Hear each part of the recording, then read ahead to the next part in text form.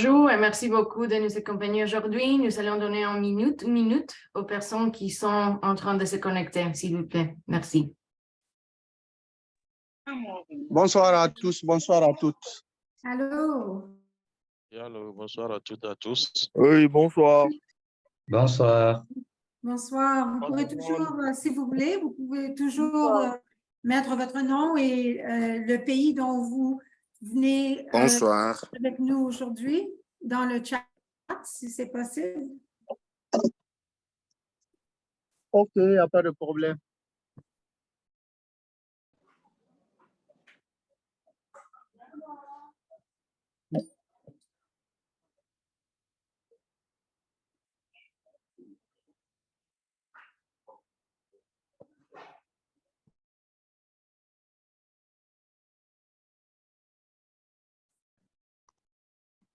Bon, nous pouvons commencer maintenant. Mesdames et messieurs, encore une fois, bonjour à toutes et à tous et merci beaucoup de nous rejoindre aujourd'hui. Je suis Nadia Kleinberg-Rapaport, gestionnaire des alliances de l'Institut Sabine de Vaccins, Sabin Vaccine Institute. Au nom de Sabin et de la communauté Boost, je vous souhaite la bienvenue à ces cours Transformation et équité de la vaccination de routine. Nous sommes ravis de pouvoir organiser ce cours pour la deuxième fois avec Momentum, maintenant en français, et nous sommes très enthousiasmés de vous accompagner pendant les 4 prochaines semaines. Sabin Vaccine Institute, l'Institut de vaccins Sabin, est une organisation de la société civile qui travaille pour que chaque personne puisse avoir accès à des vaccins vite lorsqu'elle en a besoin. Pour ceux qui ne connaissent pas Boost, nous sommes une communauté mondiale de plus de 3500 professionnels de la vaccination de plus de 150 pays. Sur la plateforme Boost, boostcommunity.org, nous allons offrir les recours, les ressources et faciliter les discussions entre les sessions en direct. Donc, nous vous invitons à visiter le site web et à vous inscrire pour un compte de membre gratuitement dès aujourd'hui. Maintenant, quelques aspects logistiques à considérer. Pour vous assurer que votre connexion est optimisée, nous vous recommandons de vous connecter à la session via ordinateur ou ordinateur portable ou avec l'option de data de votre mobile. Nous avons également enregistré cette session afin de pouvoir puiser y avoir accès à tout moment. Après cette session, vous allez recevoir par email les instructions additionnelles sur les plateformes et les devoirs du cours. Très important. Un petit rappel pour la session. Cette session est une session. Quand vous ne parlez pas, s'il vous plaît, restez en silence afin d'éviter le bruit de fond qui pourront provoquer des distractions. De plus, s'il vous plaît, utilisez le chat pour poser des questions et partager des commentaires. Donc, tout au long des sessions, s'il vous plaît, utilisez le chat pour vous présenter, interagir avec vos collègues et les facilitateurs et poser toutes les questions que vous pourriez avoir. S'il nous reste temps à la fin de la session, nous vous répondrons à vos questions et commentaires. Sinon, nous garderons vos questions et nous y répondrons après la session. Bon, maintenant, je donne la parole à ma collègue Willow Gerber pour commencer la session. Merci à toutes et à tous. Merci beaucoup, Nadia. Alors, bonjour tout le monde. Je m'appelle Willow Gerber. Je suis l'officier technique pour Momentum et je fais partie du projet MRIGHT. Alors, MRIGHT, c'est un projet de la transformation et l'équité de la vaccination de routine et je ne lirai pas toutes plusieurs pays et on est maintenant rendu à notre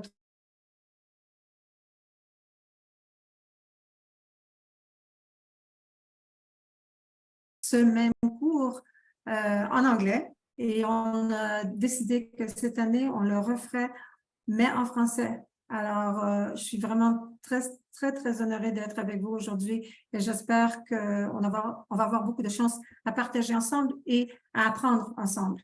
Et je dis apprendre ensemble parce que vraiment, le genre et la vaccination, c'est un sujet technique assez nouveau. Et avec cela, je veux vous présenter, s'il vous plaît, les objectifs d'apprentissage pour ce cours. Numéro 1. Oui, je vais les lire. Je sais que ce n'est pas nécessairement une bonne pratique, mais ce sont très importants, alors je vais les lire. Numéro 1, c'est décrire et identifier comment et pourquoi le genre entrave la réalisation des objectifs de vaccination en termes de couverture et d'équité. Deuxièmement, on veut accéder aux outils, aux ressources et aux outils nécessaires pour prendre des mesures visant à réduire les obstacles au genre. 3, c'est concevoir et mettre en œuvre des mesures visant à lever, c'est-à-dire à casser les obstacles à la vaccination liés au genre. Et dernièrement, évaluer et mesurer les progrès accomplis dans la réduction des obstacles à la vaccination liés au genre.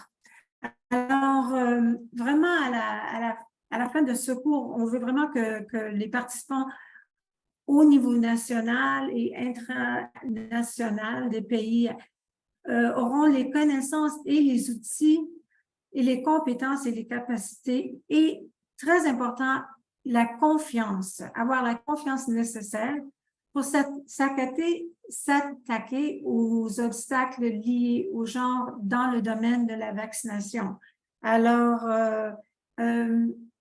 c'est important à savoir que puisque c'est un nouvel domaine technique, on a encore beaucoup à apprendre, mais on va l'apprendre ensemble et c'est très important aussi de documenter ce qu'on est en train d'apprendre. Alors, pour l'instant, je ne sais pas si on peut prendre un instant.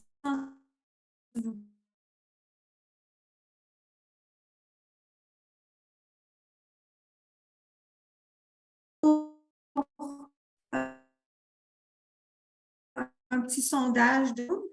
Est-ce que vous pouvez sélectionner la fiche de pic?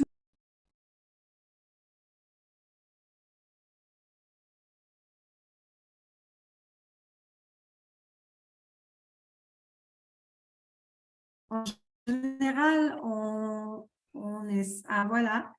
Alors, si vous pouvez indiquer votre région, s'il vous plaît.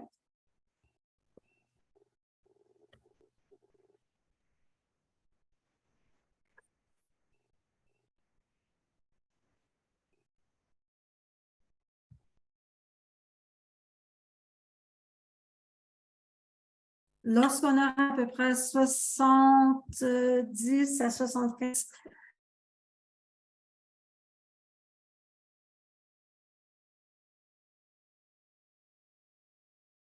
on a surtout des participants de la région d'Afrique.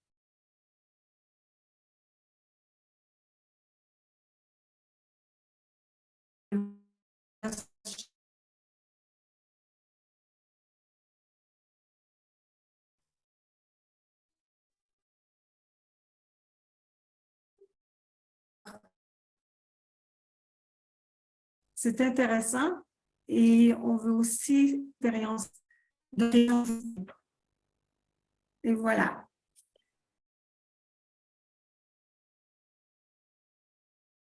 Bon, alors on a des attentes concernant votre participation au cours et ce sont des choses assez importantes. Alors, on veut surtout que vous participez activement aux sessions. Et une participation active, ça signifie quoi? Ça signifie que vous posez des questions, que vous faites des commentaires dans la boîte de dialogue, c'est-à-dire la boîte de chat, que vous répondez au sondage et que vous échangez des idées pendant les sessions et dans les petits groupes. Nous ne pourrons pas lancer un appel à tout le monde pendant la session, mais quand même, on voudrait savoir qu'est-ce que vous en pensez du contenu de la session. Et on veut aussi être certain que vous assistez à toutes les sessions possibles en direct. Entre les sessions, vous allez avoir des devoirs et c'est des très petits devoirs. On sait très bien que tout le monde est très occupé. Alors, les devoirs, c'est vraiment pour bien soutenir et développer le contenu qu'on a discuté durant le cours. En général, les devoirs ne prendront pas plus que, je dirais, 20 minutes ou plus. Ce sont très importants. Alors, pour pouvoir avoir votre certificat à la fin, vous devez, s'il vous plaît, répondre à toutes ces attentes. Alors, voici notre programme. On est la première session aujourd'hui et on est là pour 1 mois à chaque jeudi.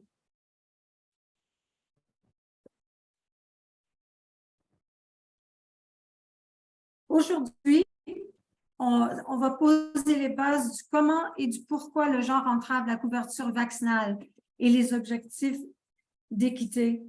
Alors, pour la première session, pour 1h30 à peu près,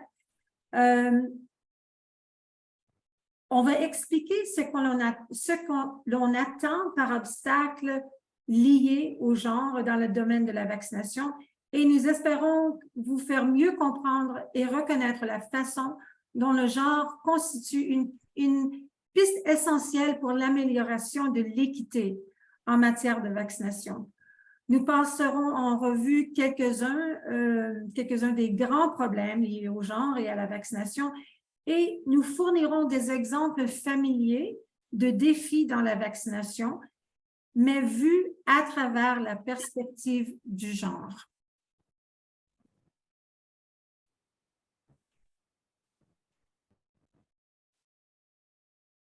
Ça, c'est le programme de la journée. Je ne lirai pas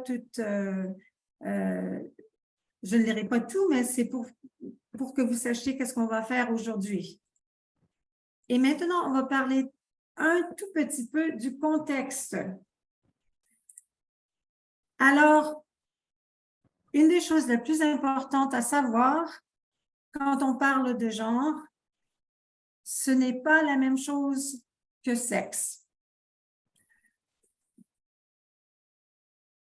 Très simplement, le sexe, c'est biologique. Le genre, c'est social. Je ne lirai pas toutes les phrases ici, je ne lirai pas toutes les lignes, mais la chose importante à savoir, c'est que puisque le genre, c'est social, ça veut dire que c'est des normes qui sont apprises. Alors, puisqu'ils sont appris, ils peuvent être réappris et désappris. Ça veut dire qu'ils sont toujours en train de changer. Et la chose qui est importante, c'est qu'on espère que les changements de normes, ceux qui arrivent constamment, soient des changements positifs. Et voilà, il y a de nombreux sont ceux qui connaissent déjà ces deux explications, mais c'est vraiment important et ça constitue véritablement le fondement d'une lutte efficace contre les obstacles liés au genre. C'est le genre par opposition au sexe, c'est pas opposition au sexe, c'est l'intersectionnalité et l'application d'une perspective de genre à la programmation.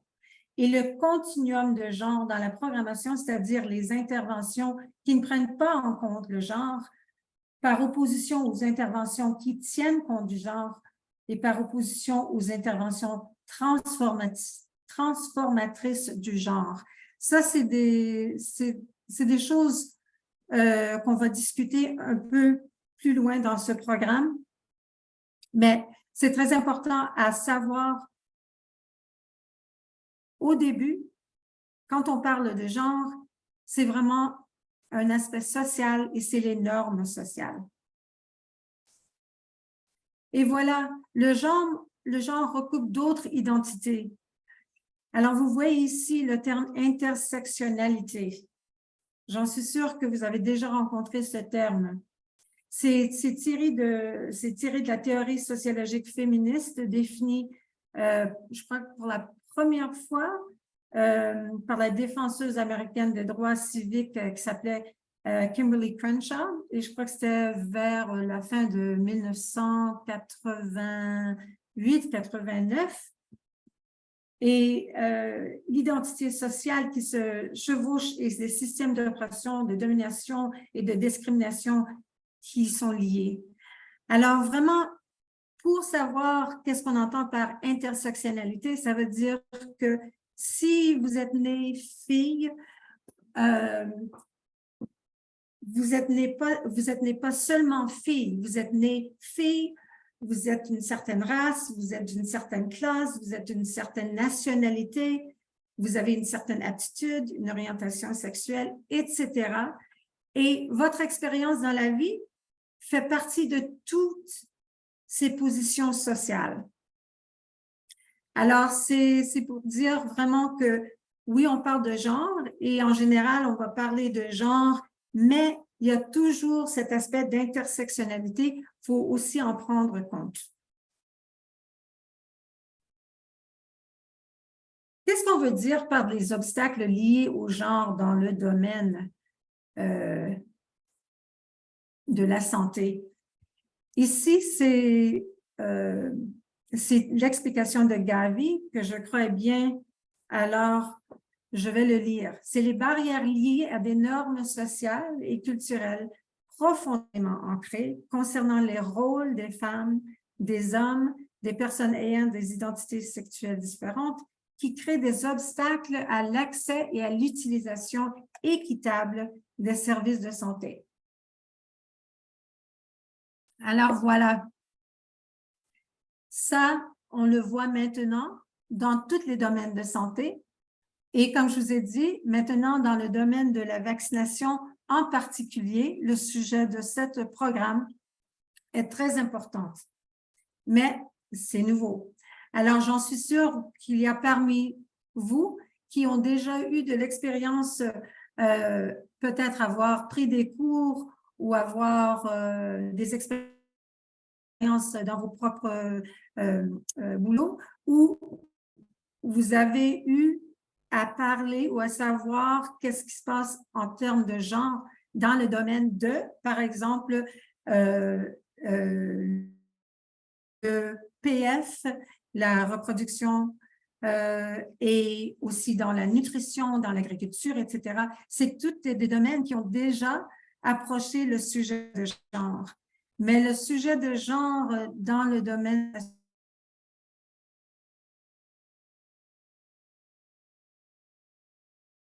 pourquoi maintenant? Pourquoi maintenant et pas avant? Alors, on sait vraiment que la vaccination a eu beaucoup de succès dans ces dernières années. Mais on était arrêté globalement à 85%. Et on ne pouvait pas atteindre le 100% qu'on voudrait avoir ou même le 95%. On est arrêté vraiment à 85%. Alors, juste avant COVID, les grands titres de vaccination ont décidé que c'est vraiment le temps de penser et de vraiment s'attaquer au sujet du genre dans la vaccination. Et une des choses qui vient juste d'être faite l'année dernière, on a eu de Gavi, on a eu une recherche de littérature pour savoir comment lier le genre à la vaccination. Et je vous présente le titre d'un article très important qui s'appelle « L'association entre la vaccination des enfants et l'inégalité entre les sexes ». C'est une analyse écologique multi-pays et une des phrases très importantes de cette étude, c'est ceci. Le niveau d'inégalité entre les sexes dans un pays a été associé de manière significative aux taux nationaux de vaccination des enfants au cours de la période 2010 à 2019, une plus grande égalité entre les sexes étant associée à une meilleure couverture vaccinale.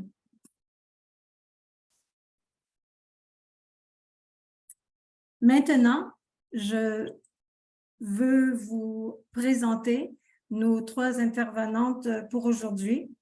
La première, c'est Dr. Marthe Sylvie Essengé-Luma. C'est la responsable régionale pour l'Afrique francophone de Gavi. Deuxièmement, Claire Sambou, elle est l'assistance technique à la coordination régionale d'OFRES. Parmi vous, je sais qu'il y en a parmi vous qui viennent d'OFRES et je vous souhaite la bienvenue. Et dernièrement, c'est Dr. Mira Joris, une professeure de l'École de santé publique à l'Université de Montréal. Bon, alors je dois vous dire que Dr.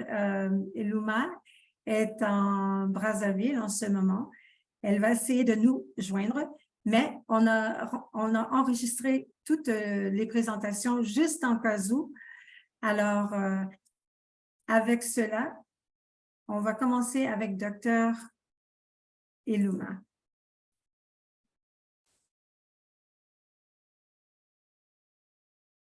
Bonjour, je suis Dr. Marthe Sylvie Essengé-Luma. Je suis la directrice régionale pour l'Afrique centrale et de l'Ouest à Gavi. Donc, je couvre les 15 pays d'Afrique centrale et de l'Ouest.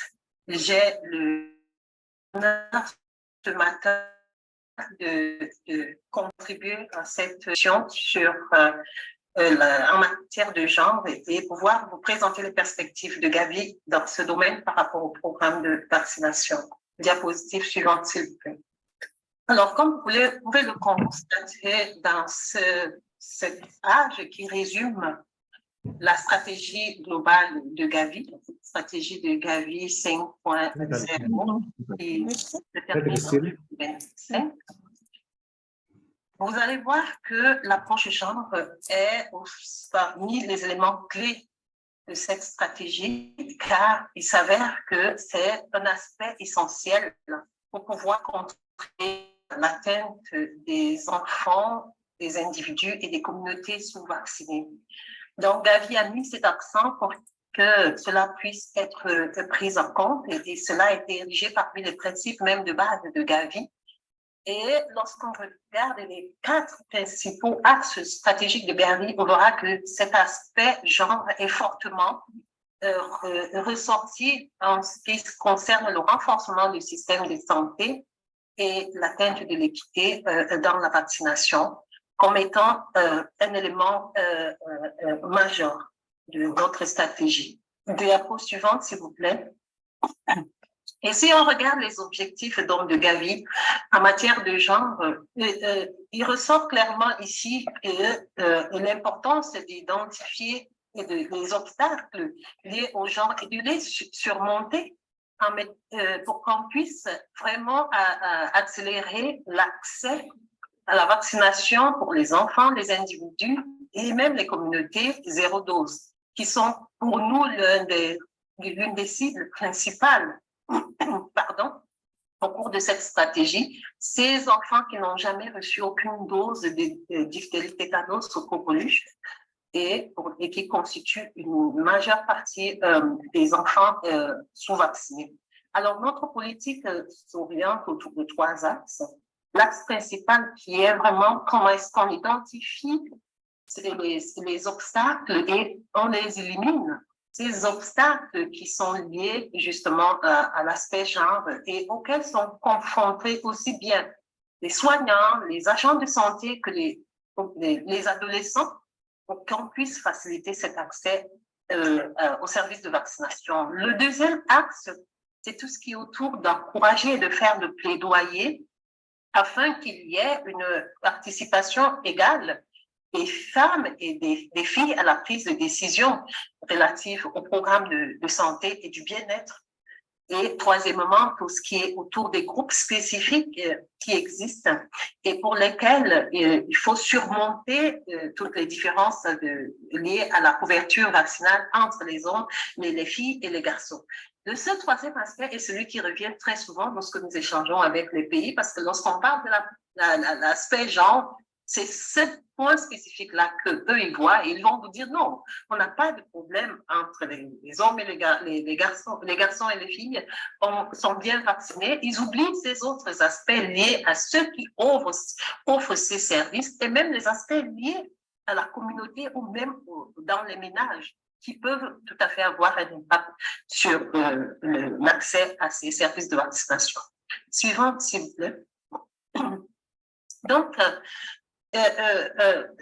ayant pris en compte tous ces éléments et ces trois axes que je viens d'indiquer, Gavi, donc, vise vraiment à intégrer cette dimension de genre dans tous les aspects de la programmation de Gavi, que ce soit en termes de renforcer les capacités et la compréhension même de ce dont il est question ici en matière de genre, et renforcer les capacités aussi bien du côté du staff même de Gavi que du côté des partenaires et des pays. C'est ainsi qu'il a été organisé des séances d'apprentissage, des webinaires, des formations courts et longs pour que les gens puissent vraiment se familiariser avec cette approche de genre, comprendre ce qui est attendu et comment est-ce que cela peut influencer le développement des programmes de santé. Même chose au niveau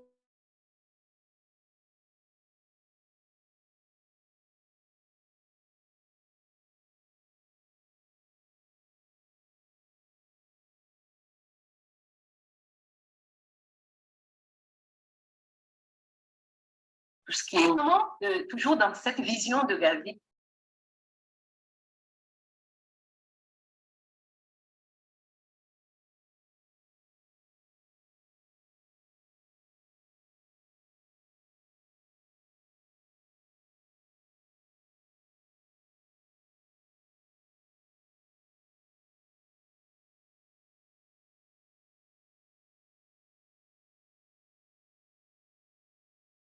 Oh.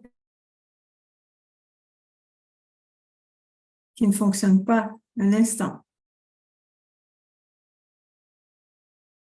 De pouvoir intégrer cet aspect genre, il a été revu, les directives de Gavi par rapport au développement des nouvelles soumissions, des propositions à Gavi, en ayant vraiment des approches centrées sur l'humain et des stratégies qui permettent d'atteindre pour les individus, les communautés zéro dose, en prenant en compte ces aspects zéro dose et les directives incluent aussi des orientations sur comment est-ce qu'on alloue les financements de Gavi pour nous assurer qu'il y ait vraiment suffisamment de financement pour couvrir les interventions qui auraient été identifiées comme aidant à lever les obstacles liés à ces aspects genre.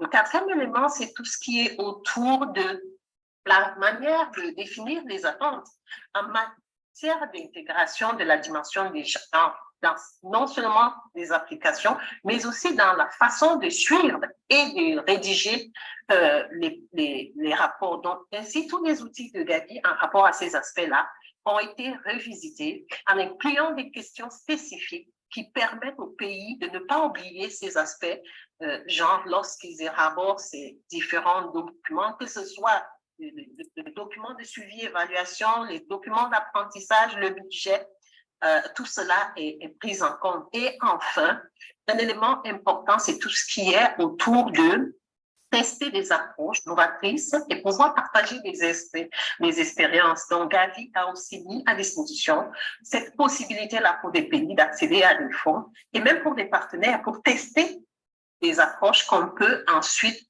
porter à échelle en utilisant les ressources de Gavi. La diapo suivante.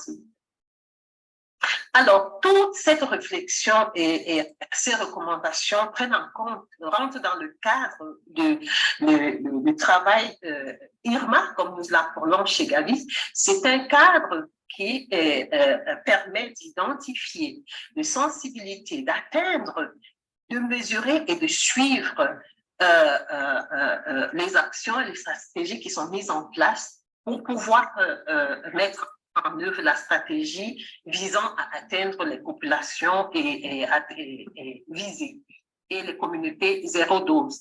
Alors ici, si on peut aller à la diapo suivante.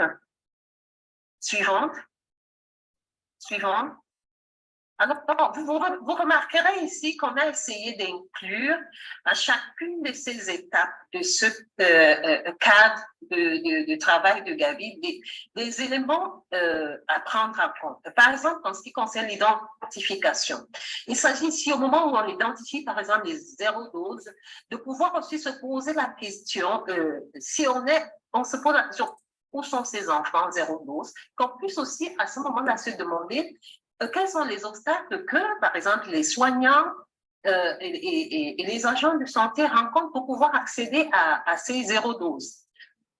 Même chose lorsqu'on arrive à l'étape de tout ce qui est autour de les atteindre, on peut se poser la question, quelles sont les approches possibles et quelles sont les données à disposition qui permettent de mieux comprendre pourquoi ces aspects, ces obstacles liés aux gens se présentent. Bien sûr, ceci à travers une analyse de ces obstacles qui est bien faite. Et ensuite, on va se poser la question, qu'est-ce qu'on peut donc faire pour y remédier et comment est-ce qu'on va suivre, quelles sont les données dont on aura besoin et comment on pourra accéder à ces besoins, à ces données de manière fiable pour pouvoir les suivre et corriger en conséquence. Donc voilà quelques questions, les aspects à prendre en compte dans le cadre de IRMA pour éviter d'oublier ces aspects de genre. Suivante, s'il vous plaît. Suivante. Alors maintenant, on a aussi bien remarqué que les zéro doses, ces enfants zéro dose, les communautés de zéro dose, peuvent aussi être un élément important comme marqueur d'inégalité entre les différents environnements, entre les différentes populations, entre les différentes communautés. On a mis ici quelques exemples des dimensions à ne pas négliger lorsqu'on veut accéder à ces communautés spécifiques. Par exemple, en milieu urbain, on devrait se souvenir, par exemple, que certaines femmes peuvent avoir un faible statut social et économique qui va impacter sur leur accès ou l'accès de leurs enfants à la vaccination, ainsi que l'environnement de travail qui peut être différent, qui peut être difficile pour certains agents de santé. Pour les communautés éloignées, le pouvoir de prendre une décision, surtout dans les groupes de nomades, où la décision n'est pas toujours prise de la même façon entre l'homme et la femme, cela peut avoir un impact sur l'accès au service de vaccination. Et enfin, lorsqu'on parle des populations en situation de conflit, c'est aussi des environnements où il y a un niveau élevé de violence, avec parfois de restrictions pour l'accès à des services basiques de ce genre, tels que la vaccination. Suivante, s'il vous plaît. Alors, nous avons ici voulu prendre un cadre qui nous permette un peu de comprendre quels sont les éléments qui motivent l'adoption ou non de la vaccination en prenant en compte les facteurs comportementaux et sociaux. Il y a d'autres cadres qui peuvent être utilisés aussi pour comprendre cet élément d'adoption. Ça peut aussi suivre carrément le processus de l'offre des soins, de l'offre des services, pardon, mais nous avons choisi plutôt ce modèle qui, lui, est orienté vers deux aspects. Ce que pensent et ressentent les gens et qui peut conduire ou non à l'accès à la vaccination. Il peut aussi avoir des facteurs sociaux qui peuvent influencer cela. En ce qui concerne les individus eux-mêmes, leur ressenti, c'est là où on verrait par exemple la confiance. Est-ce que j'ai confiance au produit qui m'est proposé? Est-ce que j'ai confiance que ce produit ne va pas me créer des problèmes? Que disent mes croyances religieuses par rapport à ça? Et cela, évidemment, va me déterminer, suis-je motivée ou pas d'amener mon enfant à recevoir ce produit?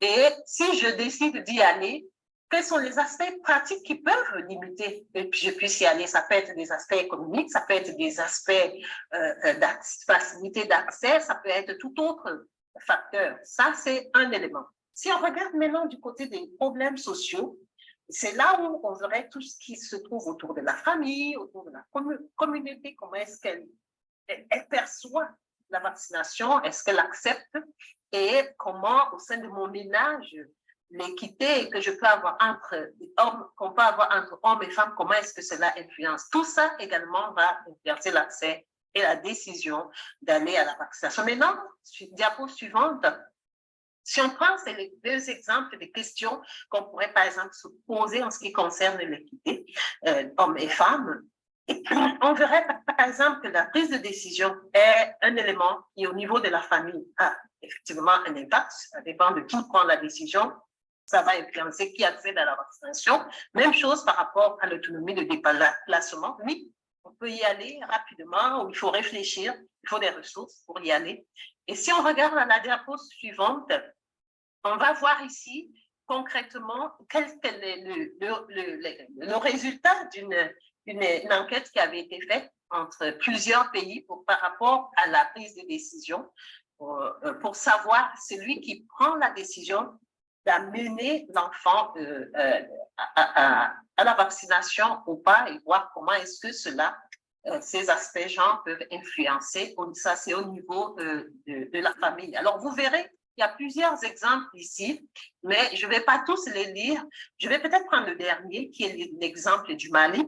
Et lorsque vous regardez, vous verrez que la partie violette, qui est celle qui concerne la décision, c'est la violette claire qui concerne la prise de décision qui est faite par le papa, vous vous rendrez compte que dans ce cas précis, si les interventions et les stratégies mises en place pour résoudre ce problème de genre ne prennent pas en compte les papas, cette stratégie ne pourront pas être effective parce que c'est le papa ici qui prend la décision. Donc, si on a l'action sur les mamans, on ne pourra pas avoir forcément l'effet escompté. Il y a d'autres pays ainsi que vous pourrez voir et apprécier comment cela est affecté.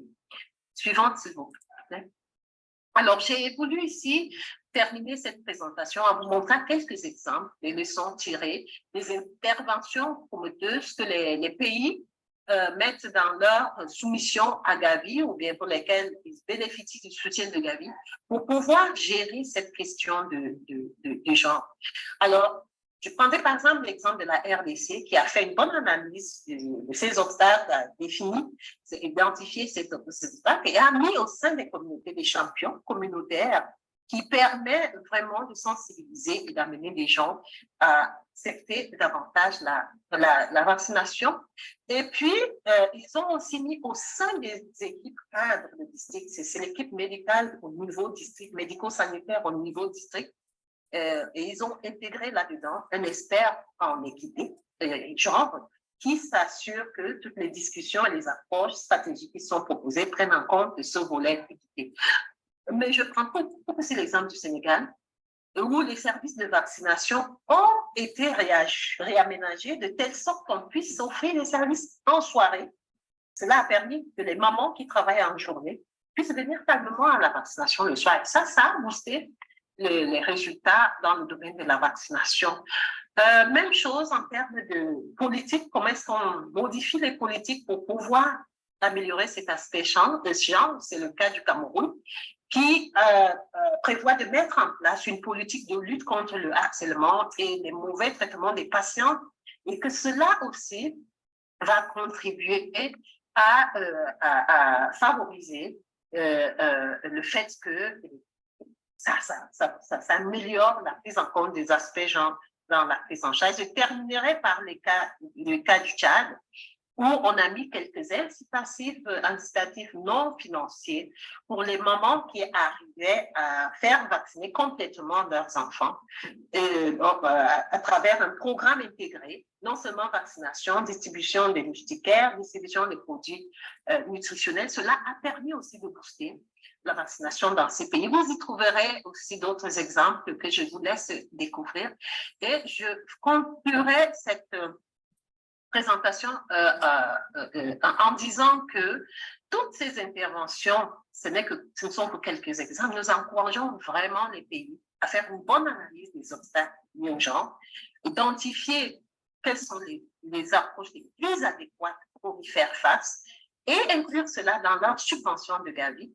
Ça, les pays sont en train de développer leur composition, soit ils ont déjà développé, ils ont la possibilité de faire des réaménagements, des réallocations pour prendre en compte cet aspect que Gavi soutient et continuerait de soutenir si le pays estime que cela est un réel problème auquel il veut faire face. Donc voilà, j'en ai terminé.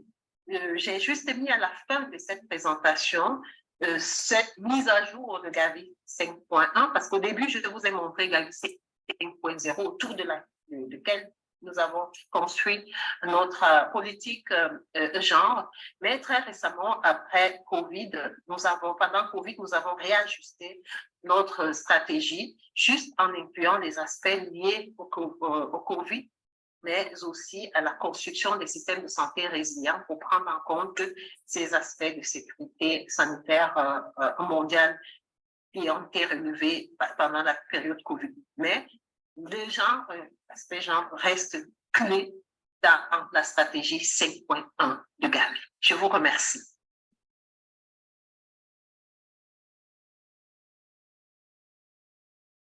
Bon, alors, merci beaucoup, docteur. Bonjour, je suis docteur un instant. Sylvie Essing.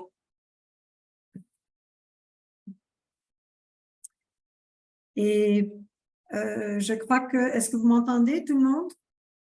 Je sais qu'il y a beaucoup de pièces mobiles dans une affaire comme celui-ci. Alors, je vais être certaine que tout le monde a bien entendu.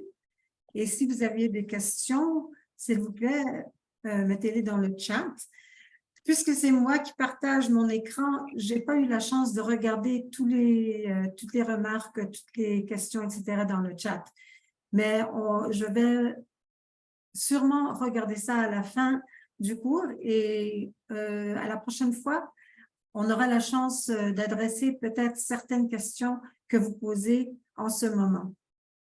Bon, prochainement, on va écouter Claire Sambou. Claire, c'est une lauréate sénégalaise de la Mandela Washington Fellowship. C'est la coordinatrice régionale de programme pour OFRES. OFRES, c'est l'Organisation d'Afrique francophone pour le renforcement des systèmes de santé. Et elle travaille là à améliorer l'accès à l'éducation pour la santé et à la vaccination pour ceux qui en ont le plus de besoin. OFRES travaille avec plus de 18 pays africains, plaidant en faveur des politiques et des financements au niveau national et éduquant au niveau communautaire. Alors, je commence maintenant avec la présentation de Mademoiselle Sambou. Bonjour à tous, je m'appelle Claire Sambou et je suis très heureuse d'être avec vous aujourd'hui pour discuter de cette question très importante portant sur le genre et la vaccination. Félicitations à chacun de vous pour votre sélection et j'espère en tout cas que ce cours va vous apporter les clés qu'il faut pour faire bouger les lignes dans vos communautés respectives. Lorsque je préparais cette intervention, il y a une question qui m'est venue en tête que j'aimerais partager avec vous. Peut-être que certains d'entre vous ont déjà la réponse, mais en tout cas, sachez que c'est des questions que vous aurez certainement l'occasion de discuter au cours de ce processus et que vous trouverez la réponse. Parce qu'effectivement, comme vous le savez, c'est vous les acteurs principaux et c'est vous qui avez les réponses en vous-même. Je me demandais simplement comment le genre, la prise en compte de la question du genre pouvait faire avancer les indicateurs de la vaccination, particulièrement faire augmenter la couverture vaccinale de nos pays respectifs. certainement, encore une fois, comme je dis, que vous avez la réponse en vous. Il est clair que ces dernières années, vous l'avez certainement constaté dans vos pays, nous avons remarqué une stagnation des couvertures vaccinales à 85% dans de nombreux pays pour tout ce qui concerne le DTP3. En 2019, il y a eu une étude qui a été établie et on s'est rendu compte qu'il y a 20 millions d'enfants dont 70% sont des zéro dose. La définition de zéro dose, vous la connaissez certainement déjà et vous allez aussi l'approfondir au cours de ce cours. Je ne vais pas revenir là-dessus. Quand vous regardez la stratégie Gavi 5.0 pour 2021-2025, vous avez une liste de définitions, dont la définition des enfants zéro dose. Donc, tous ceux qui n'ont pas reçu une première dose de leur DTP3. On connaît aussi les obstacles qui sont nombreux, qui sont liés à la question du genre. Il y a plusieurs exemples qu'on peut avoir, notamment par exemple une femme qui n'a tout simplement pas l'autorisation d'amener son enfant à l'hôpital se faire vacciner sans l'autorisation de son mari, ou tout simplement pour des questions économiques, elle n'a pas la possibilité de se payer elle-même le transport pour aller amener son enfant au service de soins de santé. Et donc, il faut attendre peut-être que ce soit le mari qui lui donne les moyens pour ça. Il y a bien d'autres barrières socio-culturelles que vous connaissez dans votre travail d'acteur de tous les jours qui sont liées à la vaccination. Il n'y a pas de lien direct qui est établi aujourd'hui entre le genre, l'augmentation de la couverture vaccinale et le genre, mais on sait que l'élimination de ces obstacles, justement, fait progresser énormément d'actions et apporte des progrès au sein des communautés en faveur de la vaccination. Donc, faisant ce constat, on doit intelligemment aussi de se demander est-ce qu'il y a justement une cause ou est-ce que si on traite cette question, elle ferait progresser les indicateurs de la vaccination? On a aujourd'hui justement tous les partenaires avec qui vous travaillez, que vous connaissez déjà, que ce soit Gavi, que ce soit l'OMS, l'UNICEF ou d'autres initiatives qui se sont justement levées pour soutenir aujourd'hui ce mouvement de genre en faveur de la vaccination. Et c'est là où je m'arrête un peu pour dire qu'aujourd'hui, la question du genre dans la vaccination n'est plus qu'un obstacle à prendre à part, mais elle est à traiter, à considérer comme un ensemble. Et tous ensemble, on peut faire partie de ce mouvement. Et la société civile que vous êtes un acteur clé, voire même un pilier de ce mouvement de genre en faveur du genre pour la vaccination.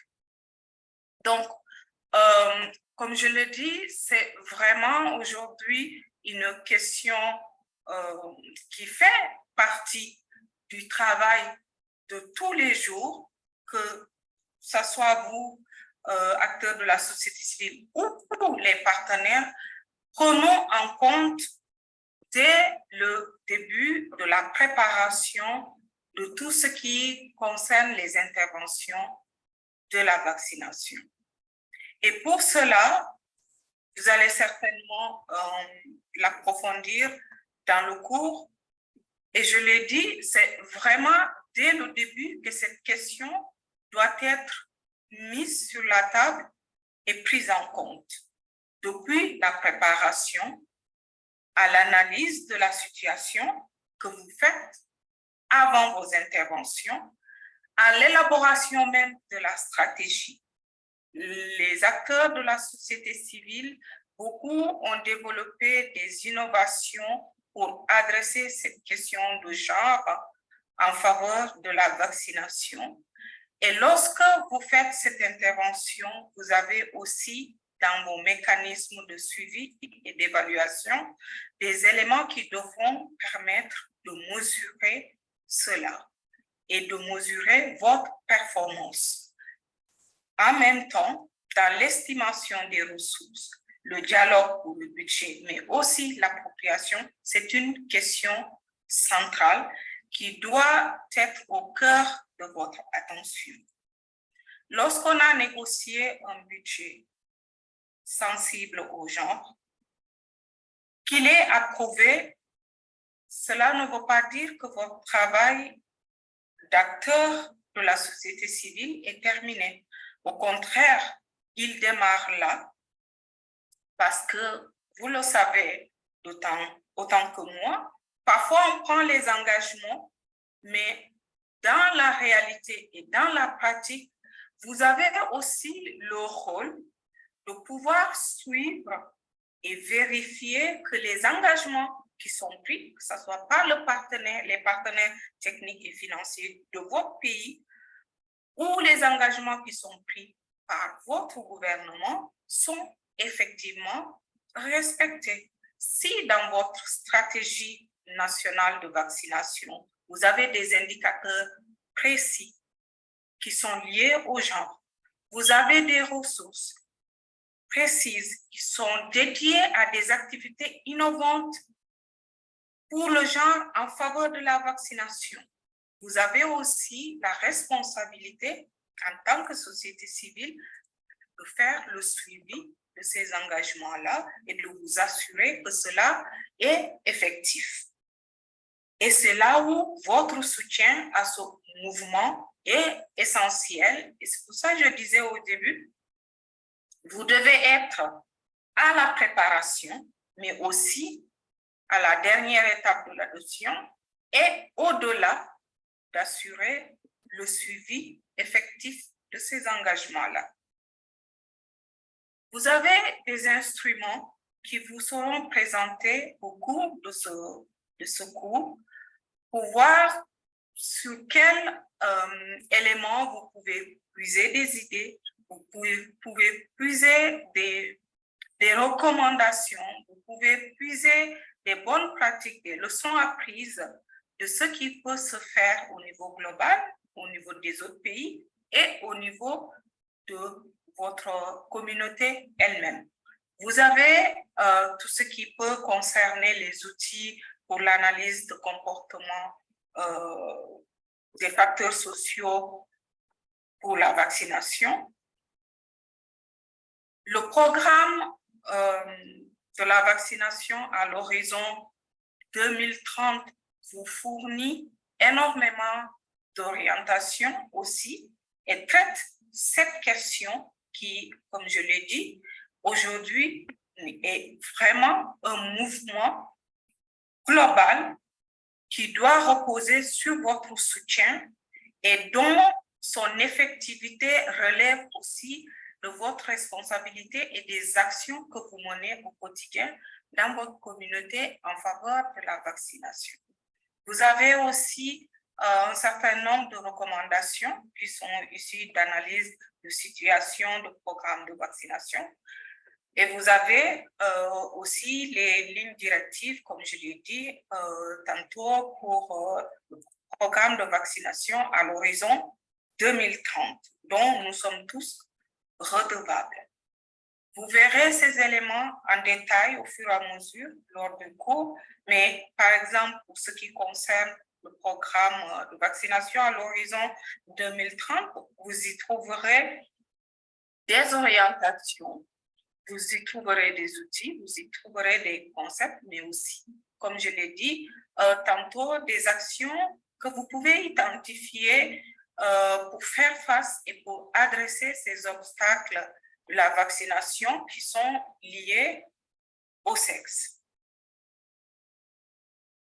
Pareil pour ce qui est des recommandations qui sont relatives à l'analyse de la situation, et je le disais dans la deuxième partie de mon propos. Après une préparation, l'analyse doit déjà, dès le début, prendre en compte cela. Et je pense qu'à ce niveau, il s'agit aussi de se poser les bonnes questions pour trouver les bonnes réponses et formuler des innovations qui adressent ces obstacles qui sont liés au genre. Dans ces documents, dans ces outils que vous allez approfondir au cours de ce processus, vous y trouverez des astuces, vous y trouverez des outils, des réponses. Vous avez aussi ici toute une liste de ressources qui vous seront partagées pour pouvoir soutenir, encore une fois, ce mouvement dont vous êtes une locomotive pour son progrès et aussi pour sa mise en œuvre effective, ou plutôt sa prise en compte effective dans la conception de toutes les actions de vaccination. Ce cours est pour vous, ce cours est aussi pour vos pairs, et j'espère en tout cas en puisant toutes les connaissances que vous allez recevoir, vous allez aussi pouvoir le partager. À l'OAFRES, nous sommes un réseau de plus de 5000 organisations de la société civile. Nous sommes heureux de pouvoir être partenaires de ce processus-là. Et c'est là aussi où il est pertinent pour nous d'être déjà en réseau, parce que cela facilite aussi la diffusion des connaissances et le partage d'expériences en réseau.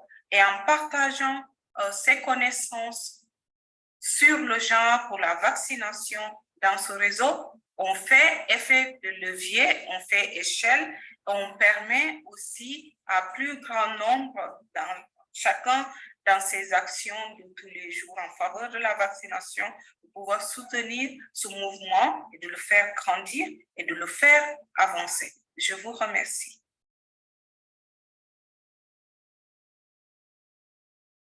Bonjour à tous. Bon, alors, merci Claire. Et pour que vous sachiez que Claire sera avec nous tout au long du cours, elle est ici aujourd'hui. Si vous avez des questions pour elle, vous pourrez toujours les mettre dans le chat et on pourra les adresser peut-être la prochaine fois, la semaine prochaine. Je veux souligner quelques petites choses de ces deux présentations qu'on vient d'avoir. La première de Dr. Eluma, qu'elle avait dit, elle avait vraiment souligné l'importance de faire une bonne analyse et vraiment d'inclure les choses que vous apprenez durant cette analyse dans vos propres travaux avec Gavi. Et deuxièmement, dans la présentation de Claire, elle a parlé vraiment du mouvement, qu'on est vraiment au sein d'un mouvement et que vous êtes tous, elle a dit quoi? Vous êtes une locomotive pour le progrès de ce mouvement. Alors, elle a aussi dit qu'il faut bien poser les bonnes questions pour avoir des bonnes réponses. Et avec cela, je vais vous présenter la troisième présentation aujourd'hui par Mira Jory. Je suis désolée de dire que Mira ne peut pas être avec nous aujourd'hui. Elle vient juste de perdre son papa. Alors, nos pensées et nos prières sont avec elle et sa famille. Je vais commencer la présentation. Et la raison pour laquelle Mira a été inclue comme une des premières pour présenter, c'est parce que son travail à l'Université de Montréal a beaucoup adressé le sujet de genre dans la vaccination. Alors, comme Dr. Eluma nous avait dit, il faut faire une bonne analyse. Et Claire nous avait dit, il faut poser des bonnes questions pour avoir des bonnes réponses.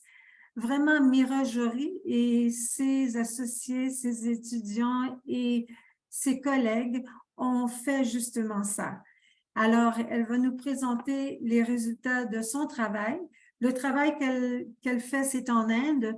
Peu importe, il y a beaucoup d'expériences et beaucoup de choses à apprendre de leur travail. Alors, avec cela, je continue.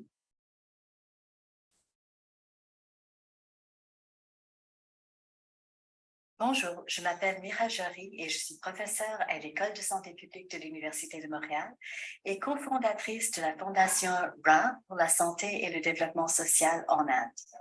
Je suis sincèrement honorée d'avoir l'occasion de partager le parcours de notre équipe de terrain et en particulier notre travail lié au genre et à la vaccination.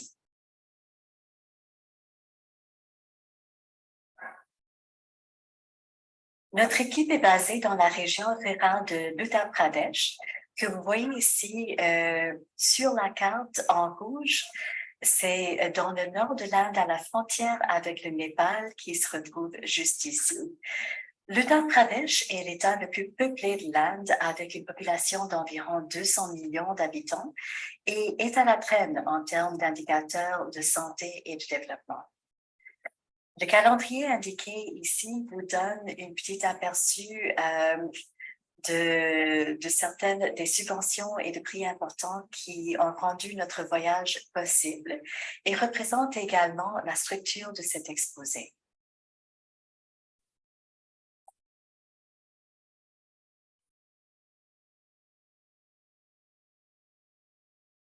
Donc, comment est-ce que le genre est-il impliqué dans la vaccination? Il existe de multiples points d'entrée pour que des obstacles structurels tels que le sexe et le genre influencent la vaccination. On n'a qu'à penser du statut de la femme, de la mère ou de fille, de garçon, des enfants et d'hommes ou de femmes pour les agents de santé pour commencer à apprécier comment le genre peut structurer les parcours. Dans les régions où nous travaillons, les normes sociales liées au sexe de l'enfant ne sont pas une source importante de faible couverture en ce moment, alors qu'elles l'étaient il y a quelques décennies. Les agents de santé de première ligne sont presque tous des femmes et le genre influence leur contexte de travail.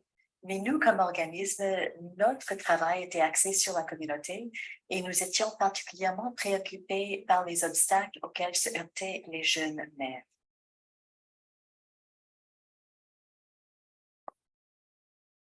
Notre expérience nous a permis de constater qu'il existait des obstacles importants pour les mères, qui les rendaient moins efficaces pour s'occuper de leurs enfants et que c'était un facteur important de la faible couverture. Nous savions, d'après la littérature scientifique, que l'éducation de la mère était liée à des résultats positifs en matière de la santé infantile. Mais l'éducation prend beaucoup de temps à changer. Nous nous sommes demandé si quelque chose de plus malléable, la compréhension qu'ont les femmes des questions de santé et peut-être leur confiance en elles-mêmes pour prendre des décisions, ne serait pas également important.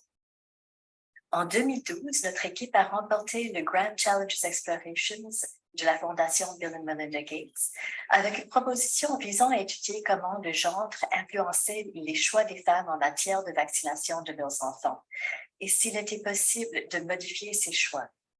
Sur les 100 projets financés pour renforcer la couverture vaccinale, le nôtre était le seul à aborder les questions concernant les facteurs liés à la demande. Heureusement, les temps ont changé. Pour résumer une longue histoire, avec un financement des Instituts de recherche en santé du Canada, nous avons entrepris une étude dans un bidonville urbain et dans une zone rurale pour vérifier si la compréhension des femmes des messages sanitaires de base était liée à l'état de vaccination des enfants. L'analyse rurale a porté sur 170 femmes de 70 villages et l'analyse urbaine a porté sur 670 femmes de 9 bidonvilles. Dans chaque site, les modèles bruts et ajustés ont révélé une association positive entre la connaissance de la santé de la mère et la 3e dose du vaccin contre la diphtérie, la coqueluche et le tétanos.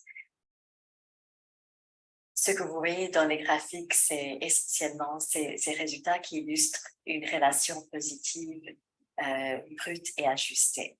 Nous avons constaté qu'une meilleure connaissance de la santé était liée à une couverture vaccinale plus élevée, même après avoir contrôlé pour les caractéristiques de la famille, telles que la richesse et l'éducation, les caractéristiques de la région liées à la qualité du service de vaccination et autres facteurs.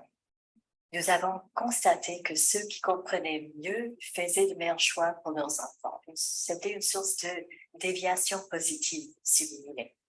Et c'est une découverte passionnante, car la compréhension des gens peut être modifiée à très court terme. Nous avons ensuite mené une petite étude pilote randomisée afin de déterminer si nous pouvions intervenir pour modifier rapidement les connaissances de base en matière de santé. Au cours d'une série de 6 visites en petits groupes, nous avons expliqué l'objectif de la vaccination, son fonctionnement, le carnet de vaccination et nous avons abordé diverses questions telles que celle de savoir si la vaccination elle-même pouvait nuire à l'enfant. Nous nous sommes concentrés sur les jeunes mères et les belles-mères, mais tout membre de la famille était invité à participer et les hommes étaient souvent très enthousiastes. La transformation des rôles de genre nécessite la participation de tous. Nous avons obtenu de très, très bons résultats avec cette approche pour toute une série de comportements, tels que la vaccination, la prévention du traitement de la diarrhée, de la pneumonie et de maladies transmises par les moustiques. Mais lorsque nous avons demandé un financement pour le passage à l'échelle, on nous a dit que cette approche était très efficace, mais qu'elle n'était pas extensible. Elle nécessitait des ressources humaines qualifiées, telles que nos intervenants, pour travailler avec les femmes et n'était ni rentable ni réalisable à grande échelle selon les bailleurs. Et ils avaient malheureusement raison. Mais nous avions aussi raison. Nous savions que la compréhension et l'autonomisation des femmes étaient importantes et nous avions démontré le rôle de l'éducation des femmes en tant que facteur influençant globalement la couverture vaccinale à travers le monde. Nous avions même contribué à l'adoption par Gavi de nouveaux stratificateurs d'équité pour la période stratégique 4, c'est-à-dire de 2006 à 2020, l'éducation maternelle. Nous ne pouvions pas abandonner. En 2017, nous avions eu la grande chance de remporter le prix Grand Défi Canada et nous avons encore une fois commencé à faire une petite essai randomisé avec une intervention. Nous avons pris comme point de départ le fait que dans les environnements pauvres en ressources, le manque de sensibilisation et la faible demande de services constituent des obstacles importants à l'extension de la couverture des interventions efficaces et que la vaccination figure parmi ces services. Nous avons pris comme population cible les résidents des zones rurales pauvres en ressources et avec des indicateurs de santé et de développement faibles et de faibles niveaux de connaissances et de sensibilisation en matière de santé. Notre devis, on avait pris 26 villages et on les a repartis de manière aléatoire. La moitié ont reçu l'intervention. Je vais décrire les interventions dans un instant. Et pour les participants, nous avons eu 13 villages au groupe d'intervention, 13 villages au groupe contrôle. Et dans ces villages, on avait environ 400 ménages avec des enfants âgés de 0 à 12 mois. Bien sûr, la totalité de la population des villages était éligible aussi à recevoir nos interventions, certaines interventions. Donc, quelles étaient nos interventions? On avait une composante de téléphonie mobile, de mHealth, où on avait des capsules audio qu'on poussait vers les téléphones mobiles des familles participantes. On avait aussi des rappels pour la vaccination poussés aux mêmes familles. et on avait la possibilité pour ces familles de consulter les capsules quand elles voulaient, on demand, comme on dit.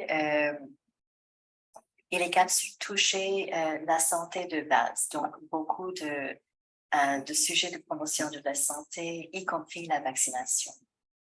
On avait aussi des réunions face à face, une grande réunion pour expliquer l'intervention avec essentiellement tout le village et 3 réunions en petits groupes. On avait des réunions en petits groupes séparés pour hommes et pour femmes pour optimiser les communications, pour faciliter le confort. Et on avait plusieurs par village parce qu'on voulait que ces réunions soient petites. On avait aussi des activités pour les travailleurs de santé communautaire pour renforcer leurs capacités et leurs connaissances. Et les résultats. Faisabilité, acceptabilité et adoption très, très, très élevés. Les communautés sont intéressées véritablement par la réception d'informations sur la santé de l'enfant et de la famille et étaient prédisposées aux 2 canaux, par le mHealth et les réunions en face à face. Ces stratégies étaient en effet complémentaires. On a vu que les scolarisés préféraient la voie mHealth et que les gens les moins scolarisés préféraient la face-à-face, mais il y avait aussi un chevauchement. Les facteurs déterminants tels que le lieu de résidence, l'accès au téléphone mobile, l'éducation et l'autonomisation des femmes ont influencé l'utilisation des interventions, mais ces facteurs agissaient différemment pour les 2 approches. Par exemple, pour le mHealth, et il fallait avoir un téléphone portable, c'était le cas de 90% de nos familles, mais pas 100% de nos familles.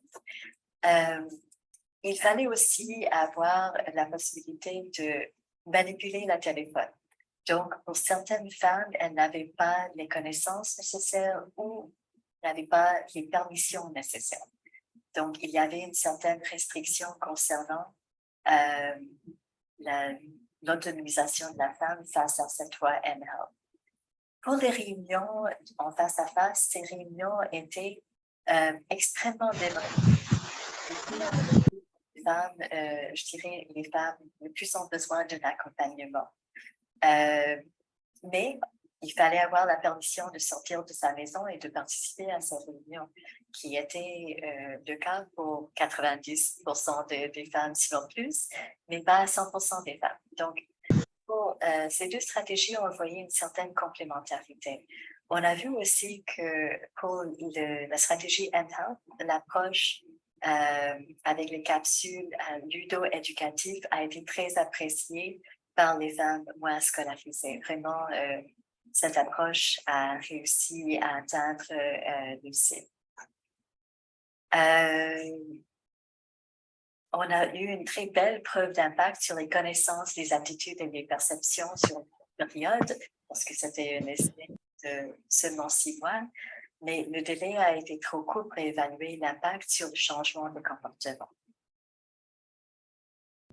Il a conclu que ces interventions pourraient renforcer la vaccination et les soins de santé primaire universels, l'utilisation d'une technologie mHealth était viable et qui a contribué à la standardisation et à l'extensibilité à un rapport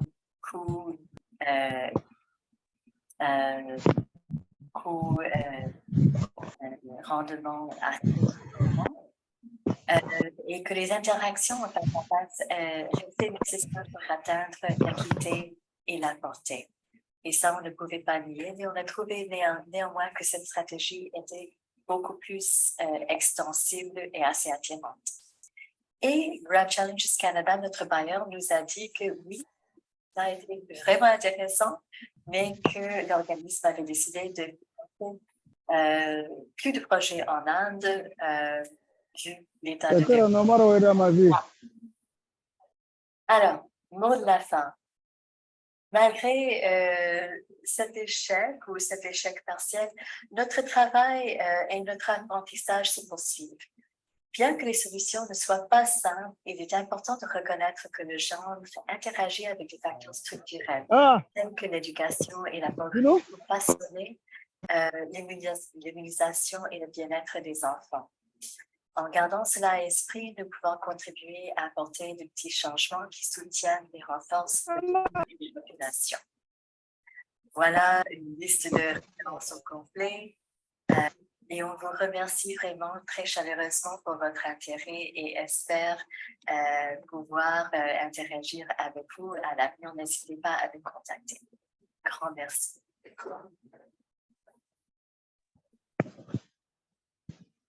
Bon, alors, merci beaucoup. Bonjour. Voilà. Alors, je vais mettre mon vidéo encore. De temps en temps, je préfère ne pas mettre le vidéo simplement parce que ça peut nuire à la connexion. Je voudrais aussi vous demander encore une fois que si, lorsque vous ne parlez pas, que vous vous mettez sur mute, sur sourdine, pour qu'on puisse bien écouter les gens qui sont en train de parler. Bon, alors, merci beaucoup à nos trois présentatrices. Est-ce que c'est bien le mot qu'on doit utiliser, présentatrice? Je crois que leur mot était très important. Je m'excuse puisque je partage mon écran, je ne peux pas voir, comme je vous ai dit déjà, je ne vois pas vos questions en ce moment, mais on est en train de les prendre en note et on va les adresser prochainement. Alors, en ce qui concerne les dernières 10 minutes, je veux dire que je sais très bien qu'on est en train de vous bouleverser avec de l'information. C'est beaucoup, je sais. Je vous promets que ça ne sera pas le cas pour les prochaines séances. Mais aujourd'hui, c'était très important de vous présenter de l'information et maintenant, on veut adresser quelques outils, quelques documents qu'on croit seront très importants pour vous.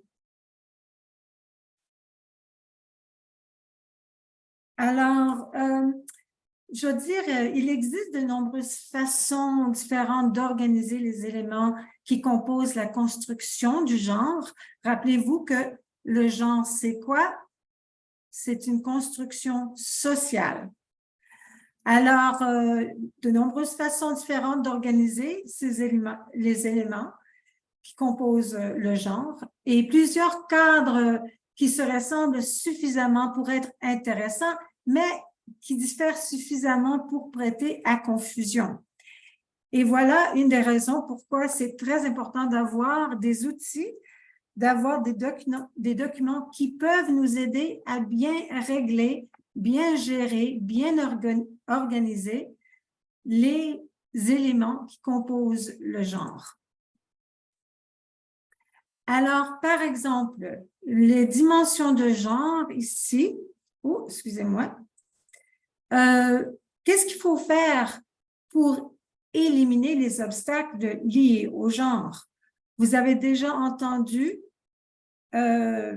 professeur Jory qui avait discuté son expérience en Inde et pour chaque expérience liée au genre, ça se présente sur des niveaux différents. Alors ici, vous allez voir, ça vient d'un collègue à UNICEF. Vous allez voir ici, premièrement, le niveau de ménage. Qu'est-ce qui se passe au ménage? Il faut avoir des aidants qui savent, qui veulent et qui peuvent faire vacciner leurs enfants et eux-mêmes, en fin de compte. Alors ça, c'est vraiment le premier niveau.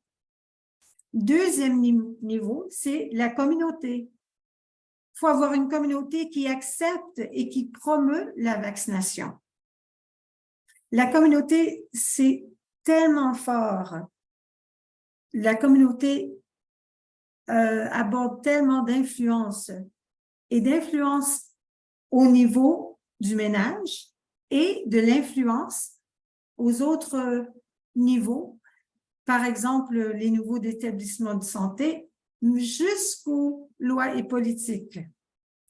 Alors, troisième niveau ici, c'est l'établissement de santé. Qu'est-ce qu'il faut faire à l'établissement de santé pour éliminer les obstacles liés au genre et la vaccination? Il faut avoir un personnel de santé qui dispense efficacement les vaccins et instaure la confiance. Je crois que chacune de nos présentatrices nous a parlé de confiance et l'importance de confiance. Alors même, professeur Jory nous avait dit que les ressources humaines qualifiées sont tellement importantes pour avoir des qualités de soins de bonne qualité, pour avoir une haute demande de la communauté. Le prochain niveau, il faut avoir des systèmes équitables qui garantissent et réglementent la vaccination. On fait tous partie d'un système. Et c'est une des raisons pour lesquelles c'est très différent, même si on connaît les obstacles, c'est très difficile parfois de les éliminer, de les changer, parce que le système est beaucoup plus difficile à changer que peut-être le niveau du ménage ou le niveau de la communauté ou même le niveau de l'établissement de santé. Et dernièrement, le niveau de loi et politique. Il faut avoir des politiques pertinentes en place. Une des choses que je trouve très intéressante, les lois et les politiques, ils ont beaucoup d'influence, mais les lois et politiques qui ont le plus d'influence dans la communauté, c'est vraiment les politiques et les lois communautaires. Alors, lorsqu'on parle de lois et politiques, ici, c'est plutôt au niveau national, mais il ne faut pas oublier les lois et les politiques au niveau communautaire et l'influence qu'ils abordent.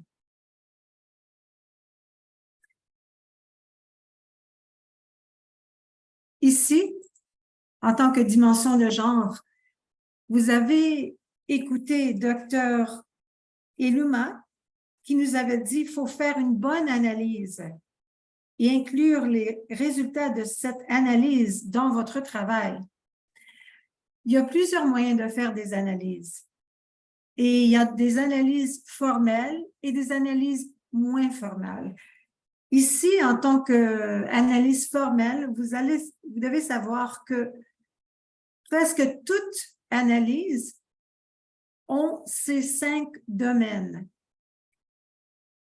Les lois politiques et réglementations de pratiques institutionnelles, les normes et croyances culturelles, les rôles, responsabilités et utilisation du temps en fonction du genre, l'accès et contrôle des biens et des ressources, et le schéma de pouvoir et de prise de décision. Je veux souligner 2 choses très importantes.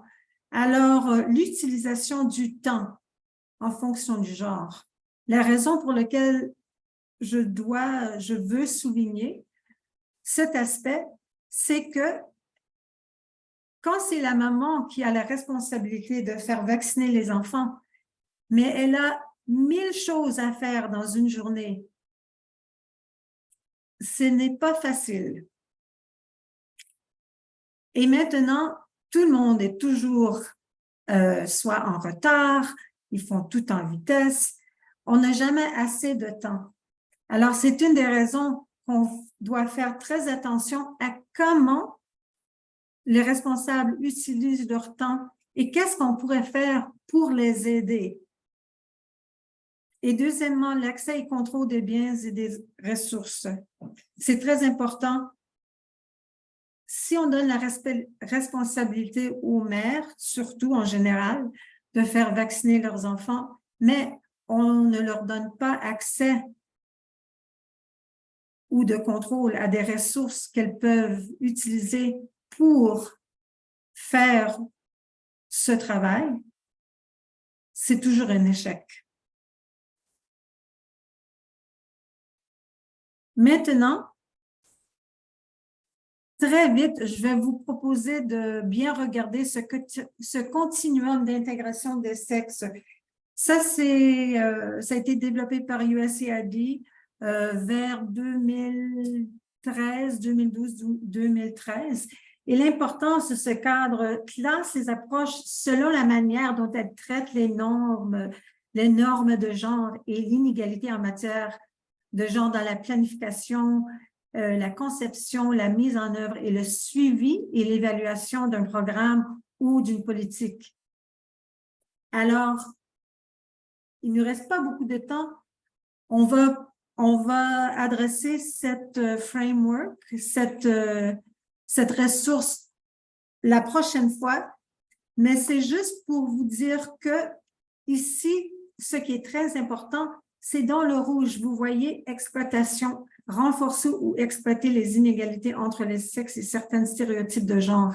Le programme, vos programmes, nos programmes ne devraient jamais, jamais avoir un caractère d'exploitation. Bon, alors, il nous reste que quelques instants. Je veux souligner ici que deux choses qui arrivent souvent, des ruptures de stock et peut-être les mamans qui arrivent sans carte de vaccination. En général, on ne pense pas que c'est un sujet de genre, mais en effet, ça y est. Alors, par exemple, ici, pourquoi c'est un sujet de dimension de genre? Si la femme aidante doit revenir pour des visites supplémentaires, ce qui entraîne plus de dépenses et de devoir délaisser d'autres tâches pour que l'enfant soit complètement vacciné. Alors, une rupture de vaccin, une rupture de stock de vaccins, c'est quoi? C'est une perte de temps pour les mères et les familles qui doivent retourner. Et deuxièmement, rupture de stock de cartes de vaccination, si la femme aidante manque d'informations à partager avec son partenaire sur les dates ou le nombre de fois où il faut revenir à la vaccination. Alors, vous voyez, quand vous regardez avec les lunettes de genre, du sujet de genre, c'est un peu différent. Bon, je ne sais pas si on va avoir le temps de voter. Je ne crois pas. Alors, ce que je vais vous laisser dernièrement, et la prochaine fois, on va commencer avec les votes, avec les scénarios et voter. Mais je veux vous dire les principaux points à retenir. Les voici. Je ne vais pas les lire chacune, mais puisque vous aurez les diapos, je voudrais bien que vous preniez le temps de regarder et de vraiment réfléchir sur ces principaux points à retenir pour cette première session ensemble. On est à l'heure. La dernière chose que je veux vous dire, c'est que le petit devoir de maison, c'est celle-ci. Vous devez regarder une très courte vidéo et vous devez identifier 3 obstacles liés au genre qui affectent l'utilisation de la vaccination routine ou de la vaccination contre le COVID dans votre travail. Et avec ces 3 obstacles, veuillez, s'il vous plaît, choisir une en particulier qui vous semble le plus intéressant. Peut-être c'est une que vous voyez le plus souvent dans votre travail.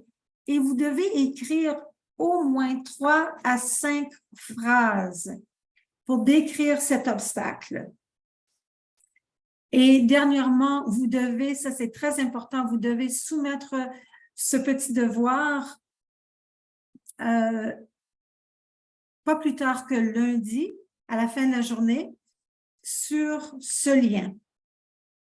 Bon, avec cela, je vous remercie et j'ai hâte à vous revoir la semaine prochaine. Encore une fois, on a pris toutes vos questions du chat et on va les adresser la semaine prochaine.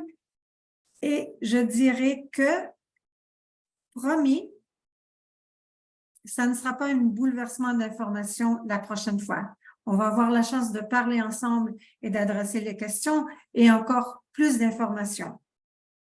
Je vous remercie de tout cœur et je vous souhaite une très bonne soirée, une très bonne journée et à la prochaine. Merci beaucoup. Merci, à la prochaine, Willow. Merci. Merci, bonne soirée, à la prochaine. Merci à tout le monde. Merci, au revoir. Bye bye. Merci. Merci. Bonne soirée. Merci. Au revoir. Au revoir. Merci, à la prochaine. Merci pour toutes les présentations et bonne soirée à tous et à la prochaine. C'est la situation du moment. Au revoir. Pour les Au revoir. présentations, Au revoir. Au revoir. découler des activités. C'était super. Madame Willow, c'était super. C'était formidable. Ah, merci. Merci. On se Un voit plan, la semaine on prochaine. doit monitorer. La planification Nous doit y serons. monitorer à chaque fois. Est-ce que les corps Nous y managers sont serons. en train de réaliser les activités qu'on a en train de faire pour atteindre les objectifs? Oui. Parce que si on ne réalise pas les activités, ça signifie qu'on n'est pas en train de gérer l'épidémie.